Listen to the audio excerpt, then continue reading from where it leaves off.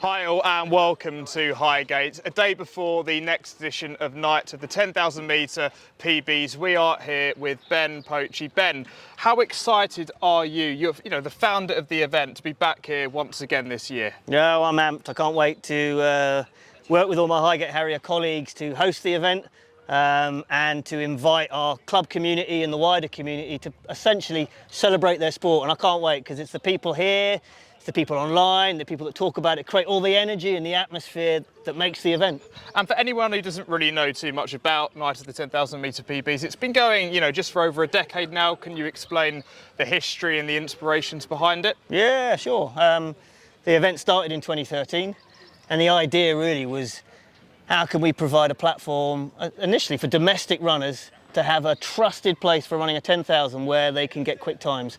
Long term, we were looking to really give our top guys a chance to get qualifying times for global championships, be it the World Champs, be it Olympics, being European Champs, European Cup. And so that was always the goal, rather than at the time, people like Andy Verne and Chris Thompson were having to ship themselves off to America to try and run a quick time. And the ambition was, can we do it here? Can we create an event that's unique and in that respect allows people to run fast enough that they can stay in their own country to try and run a quick time? And having that domestic event in the UK, could you have imagined the growth of where it is now and kind of what it's become? It's incredible.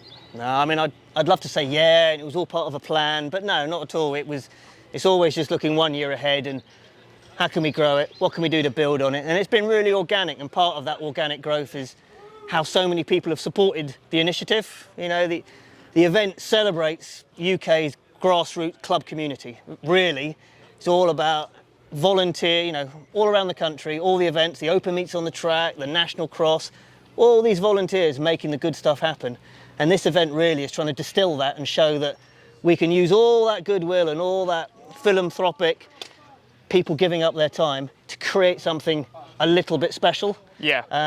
So that was always the ambition.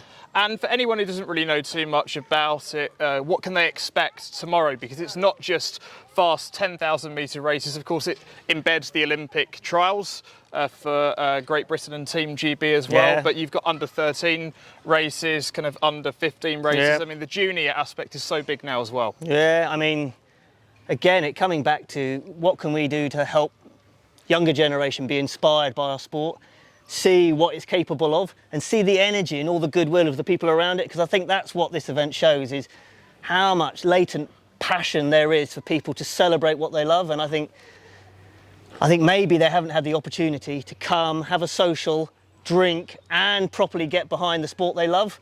Our sport in many ways hasn't changed in 100 years in terms of the competition side about how it's presented. And so this event really is trying to challenge traditional norms and allow people to really celebrate their sport. So yeah, getting the kids in, we've got some really quick under 13s, under 15s, under 17s, under 20s, and give them that opportunity, give them a platform where they come away utterly buzzing for their sport, buzzing for everyone from all the clubs that help make it all happen, but just think that they then are thinking about, wow, maybe I can go to the under 23 European Champs, maybe I can go to the youth games. Yeah. So the idea, get them used to running at a big stage and just feel legitimate kind of crowd energy. And I think, help them be inspired. And we talk about that phrase that Seb Coe obviously had from London 2012 of inspiring a generation, and this event kind of does help encapsulate that, doesn't it? And the atmosphere you're going to get from these junior athletes racing tomorrow, some of them might never have been in an atmosphere like this. Yeah, absolutely. And I think it is unique, and I think both for our junior British athletes that are racing in the 800, but equally, we've got, in our championship races, we've got over 30 countries represented. People have come from all over the globe, flying in to race at a Parliament Hill athletics track, hosted by Highgate Harriers, and essentially put on by grassroots club volunteers. And I think that whole juxtaposition and that uniqueness that makes me very proud. And this year, of course, with Paris 2024 happening this summer, it is the Parley Olympic to Paris, Tim. Parley to Paris. So Parley to Paris, this phrase that, I think will kind of transcend to an extent. And people who don't, they don't know a lot about the event will figure, okay, it's the Olympic trials. Actually, that's also worth coming down for because there's so much on the line.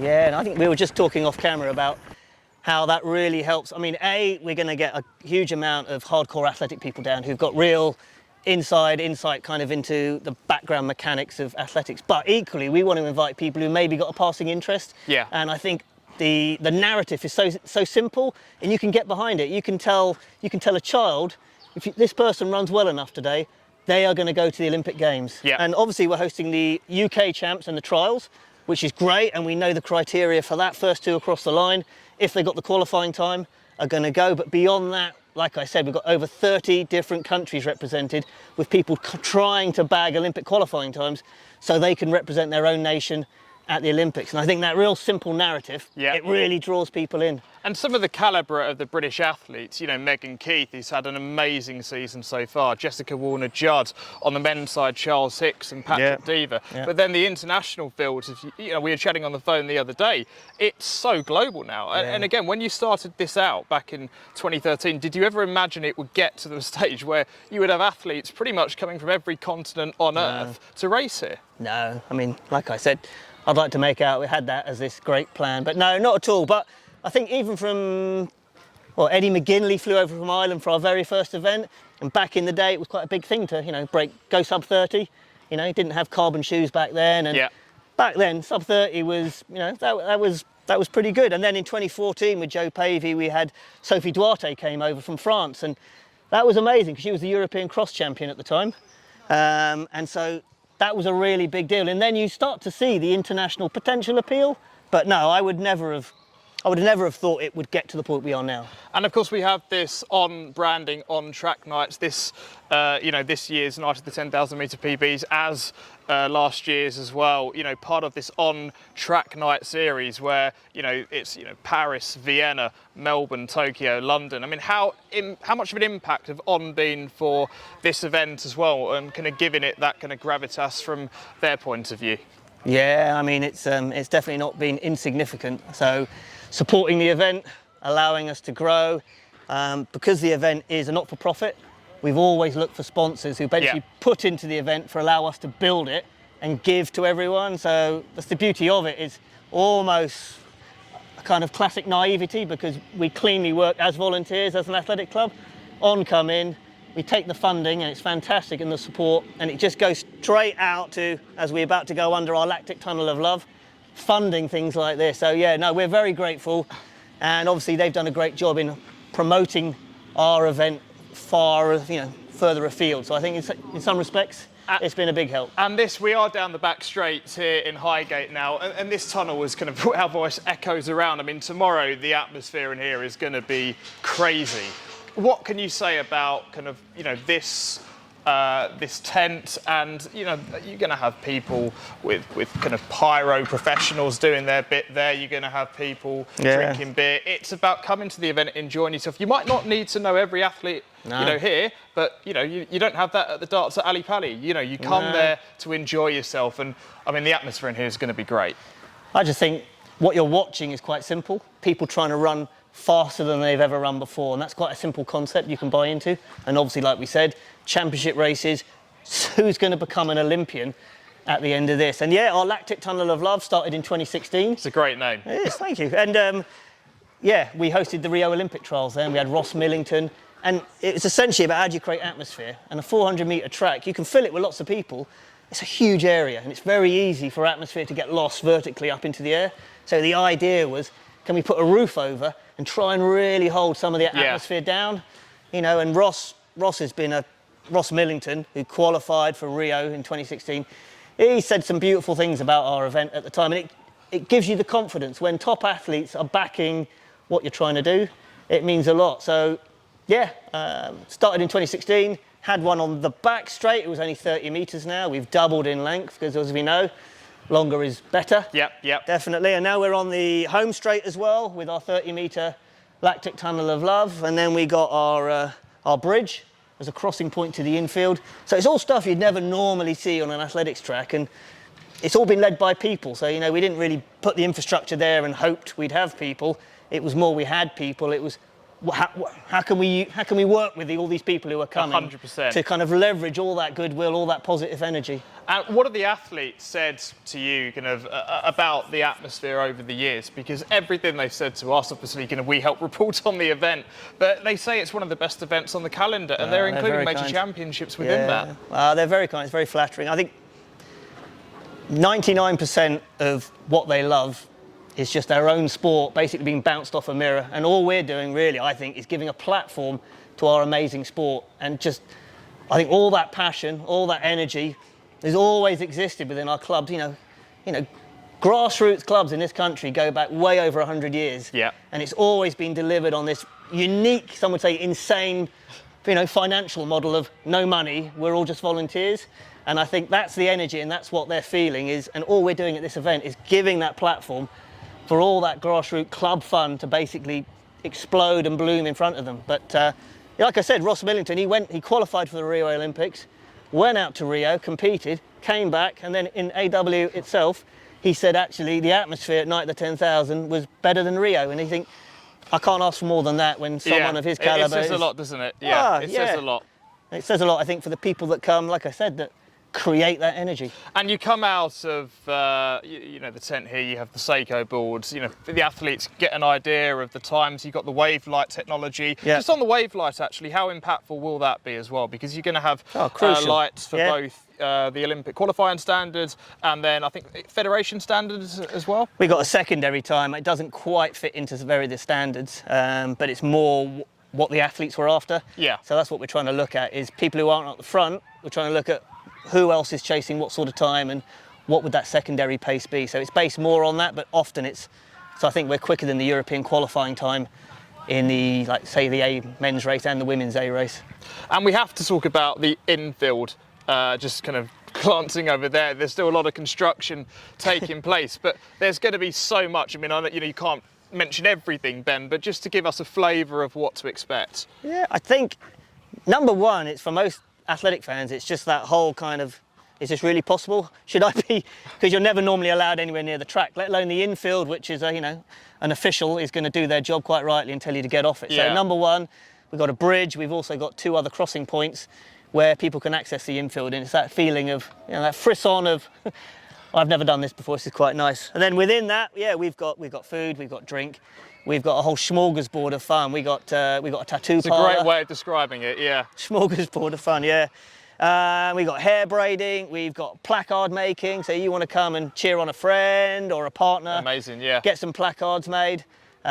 We've got a whole bunch of stuff from On in terms of kit and clothing that they're offering. We've got Red Bull coming with music, as well as our own home straight DJ.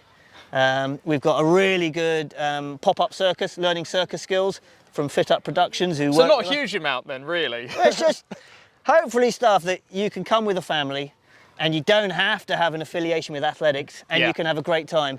And maybe you'll get pulled into the fact that, athletics is amazing. You can go to England Athletics website if they're not already part of a club, and they can find a local club. I would love that. I would love people to see how cool our sport is and realise how accessible it is, and how the fact you can go to a local athletics club and you'll probably pay 30 quid a year and suddenly you've been given this huge opportunity. So if that even happens once, I'll be over the moon. And talking about the club aspects, as we see a few athletes kind of training already kind of around Parliament Hill, Highgate Harriers, what's your history with the club, and how impactful is an event like this for Highgate Harriers? Because Highgate Harriers has such a rich history, but actually I guess an event like this, it elevates Highgate to another level, doesn't it, when you think about the brand? I think so. I think it just, the lovely thing about nearly all athletic clubs, including Highgate, is they never really think of themselves as a brand, and they don't ever have that ambition. They have these beautiful, simple ambition, which is just to provide community athletics to people who want it. And so my history goes back, I'm a real oldie these days. I started back in 1984. So I watched the 1984 Olympics. In Los Angeles, and I just thought, my God, that looked funky. Man in his old jet suit, flying around, Seb Coe, Steve Ovett, all that. And so that was my history. But, the athletics club itself goes back to 1879. We were one of the founding clubs, things like the National Cross Country. So the club's got an amazing history, and for me, hosting with Highgate Harriers, genuinely, it's really emotional because the club has been a huge part of my life. Yeah. My friends, myself, sense of identity has all been delivered by an athletics club which is just full of volunteers. And so, yeah, so I was, 14 when I started? Wow. Quite late for some. Some kids are starting earlier than that. And yeah, the club has been, a huge part of my life. I ran, led that kind of narcissistic kind of athlete life where all you think about is yourself. And then you get old enough to start realising, well, actually, what could I do? So I started doing team managing, did some coaching, and it's all just been positive, And so, yeah, I'm hugely grateful to the club. And so to create this with them and see it grow makes me very, very proud and makes me so happy that we've been able to show what one club is capable of. And I think it's not just Highgate. Yes, I'd love to see other clubs being given the opportunity, working with brands, working with that financial support to deliver all their passion that they've got. And so, I think if we can do it, I know other clubs can do it if they wanted to. So it's just that opportunity. And we're just coming round to the home straight now. That community aspect. We have an on-track kind of community club event around midday to 2 o'clock tomorrow. Then we have the junior races, of course, before the big kind of crescendo with the Olympic trials in the evening. Just generally around that community part, I mean, how significant is that? Because we had people kind of over in Parliament Hill behind us, earlier on saying, oh, what's this? Well, this is exciting. And they might come down tomorrow to have a look at it. Absolutely. I think the community aspect is perfect for this event because athletics is so accessible. That's what makes it at the top end such a hard sport. It's because there are so many people able to get involved and reach their potential. It is hard. It's not the same in triathlon. It's not the same in modern pentathlon. Anything involving kit, there's a barrier to entry, isn't there? And you think about our sport, kit is so simple. And then in terms of our club structure in this country, we are so lucky. America doesn't have it. They've got a collegiate system. They don't have anything like our club system here. And I'm so proud of that. And I think that and the community fit so perfectly because it's an open house. If you've got an interest in running, almost anyone can join a club and immediately be offered, doors opening to training sessions, to local races, to great advice, to being part of a social group. And it's almost free. And I just think, you name me another sport that has that as an opportunity. So I love it. So the community there, get more people involved, get more people aware about what the sport can do. And I just think we're all winning. Everyone comes out of it smiling. And we're going into arguably, essentially the crown jewel of the 10,000 metre PBs with the LED kind of green on lighting as well. Can you explain more about this, Ben? Not just what this is, but the inspirations behind it as well. Yeah, so again, this is all about generating atmosphere. So again, we probably get some of our biggest crowds down here. So we're going to have the spectators on the Infield grass as well. And I was just chatting to the photographer, setting him up for his brief. And this is one of the key bits. So it is heaving here for the big races, 2 or 3 people deep on the spectator side, and then they're on the infield there behind barriers. And you've got a wall of noise. So you're an athlete, you're coming down, so much energy coming at you from both sides. And we've got the canopy over it, we've got some funky green lights from on, and it really pops. So championship races, 8:20, it's going to be on the BBC. Very nice. That's our women's race. And then at 9:25, it's the men's. And really by then, the sun's gone down.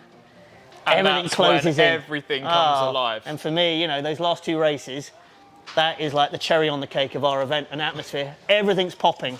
The crowd are here. They've had a drink or 2.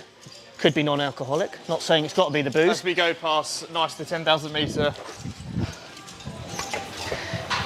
Big shout out to Sandbrooks, who make my branded beer. Not something you see every day. We'll be doing, every winner of each race will win their weight in this unique, can't be bought in the shops beer. Mental arithmetic, that, I'll say that much. Absolutely. to work that one out for we got a seesaw. For each of the Place winners. them on the seesaw on the stage, measure them out. So and that's everything. Get the crowd behind it. It becomes like a bit of pantomime. We've got some amazing circus acts that are going to be on the track in between the races. Got a guy called the Stunt Runner. And let me just tell you, what do you do if you were an international high hurdler? What do you do? Maybe you get into street performing. Maybe he will be performing for our spectators tomorrow night. Very excited about showing everyone what the Stunt Runner can do. So again, it's juxtaposition. Best athletes, best fun, entertainment, so you could come with your family, have nothing to do with athletics, and just come away smiling. And Even if you don't know that 26:50 was a quick time.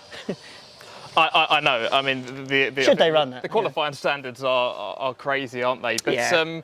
we get into the last 50 metres. The athletes are going down this final straight. So just a finishing point then. What's your view of the athletics kind of landscape now? Because we have a lot of talk about innovation and Michael Johnson setting up this new track league. We have Alexis Ohanian, who's done a lot in America. Got this women's only sprints event. We got this Netflix documentary coming out in July as well, ahead of the Olympics. This event, I think, is a very small encapsulation of the sport kind of changing. You kind of essentially got ahead of the curve in that sense.